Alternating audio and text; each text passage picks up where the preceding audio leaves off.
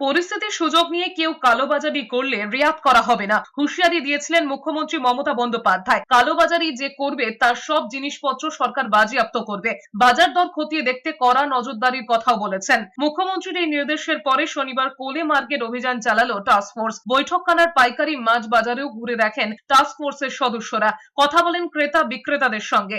কোনো পরিস্থিতিতে দাম বাড়ানো কিংবা কালোবাজারির চেষ্টা করলে কড়া ব্যবস্থা নেওয়া হবে বলে হুঁশিয়ারি দিয়েছেন টাস্ক ফোর্সের প্রধান সদস্য রবীন্দ্রনাথ কোলে। তিনি জানিয়েছেন পাইকারি বাজারে এই মুহূর্তে দাম নিয়ন্ত্রণে রয়েছে, তবে খুচরো বাজারে সামান্য দাম বেড়েছে, তবে মাছের দামও নিয়ন্ত্রণে রয়েছে।